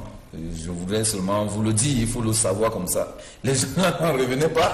Comme ils n'avaient pas déclaré cet enfant à l'époque, parce que il est clair que quand vous retrouvez un enfant comme ça, vous devez déclarer aux autorités compétentes, ne l'avait pas fait. Ils ont demandé à la fille ce qu'elle voulait. Parce qu'en fait, l'enfant était déjà leur propriété, ils s'étaient déjà habitués avec l'enfant, ils savaient qu'ils ont désormais un enfant. La fille a demandé à cette époque-là 500 000. 500 000 francs CFA. Et le monsieur a donné rendez-vous à la fille dans l'après-midi, il lui a donné 500 000. Et depuis lors, la fille avait disparu. Sauf qu'il y a quelques temps, exactement 2 mois, la fille a réapparu. Je rappelle que cet enfant a 19 ans aujourd'hui. La fille a réapparu, mais ce n'est plus une fille. Elle-même aujourd'hui, elle tire déjà pratiquement dans les 39 ans. Elle a donc 39-40 ans. Elle a débarqué pour revendiquer cet enfant. Je rappelle que cet enfant, moi je vous parle, est à l'université catholique. C'est un enfant très dorloté par ses parents, qui passe ses vacances en France tout le temps et qui revient.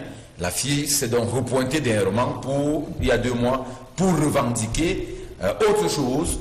Elle demande à ces gens-là de commencer à permettre à l'enfant de venir lui rendre visite de temps en temps et que l'enfant sache qu'en dehors de ses parents qui l'ont adopté, il a une mère. Et donc là, cette personne n'était pas d'accord avec cette fille. Ils lui ont demandé une fois de plus si elle voulait quelque chose pour disparaître. La fille a demandé 1 500 000. Ces gens ont dit qu'ils avaient 1 million et ils ont encore donné 1 million à la fille. Elle est partie, sauf que la semaine dernière, elle est revenue et elle revendique encore de l'argent. Donc c'est devenu une affaire compliquée et la maman qui est venue me voir avec son époux ici, c'est des personnes qui sont pratiquement déjà à la retraite, mais qui n'ont pour seul et unique enfant que cet enfant qu'ils ont adopté de manière tout à fait malencontreuse parce que ce n'était pas dans les règles de l'art. Mais ils ne savent pas comment gérer cette situation aujourd'hui. Ils aiment tellement cet enfant, c'est leur enfant. Et ils se rendent compte que finalement, si cette fille se plaint, pas devant les autorités, même si on lui tape sur les doigts, on pourrait leur enlever la garde de cet enfant. Donc ils sont embarrassés. Ils ont voulu qu'on en parle dans le cas du Congo Sat ce matin. Parfait, ici commentaire. C'est une situation très embarrassante, une situation bien compliquée. Dans cette affaire, première chose, tout le monde a raison et tout le monde a tort. Je vais m'expliquer. Francis a commencé à le relever tout à l'heure. Effectivement, la réglementation en vigueur voudrait que même si vous avez retrouvé un enfant dans ce genre de circonstances, que vous puissiez déjà faire une déclaration, aller du côté du commissariat, aller du côté de la gendarmerie, et maintenant si vous voulez vraiment garder cet enfant, faire de cet enfant véritablement votre progéniture, il y a des mécanismes que vous devez respecter du côté du ministère des Affaires sociales et maintenant du côté des tribunaux. Ce cheminement-là n'a pas existé, ces mécanismes n'ont pas été mis sur pied, la procédure en vigueur a été mise de côté. Donc, vu sous cet angle, les parents adoptifs, entre guillemets, de cet enfant ont tort. La deuxième grille de lecture que je voudrais poser par rapport à ce au Congo-Ça est que la fille en question qui avait abandonné l'enfant, le moins que l'on puisse dire est qu'elle n'est pas sérieuse. Elle n'est pas du tout honnête. C'est une très mauvaise créature. Elle est même en réalité dangereuse. Moi, je pense que la fille devra faire un effort, malgré la honte qu'elle devra en avoir. Elle a pris la honte, elle a donné au chien, et le chien en question est mort. On ne sait même pas là où on a enterré le chien, pour aller encore récupérer la honte. Elle devra en principe avoir honte. Maintenant, elle fait comme si elle était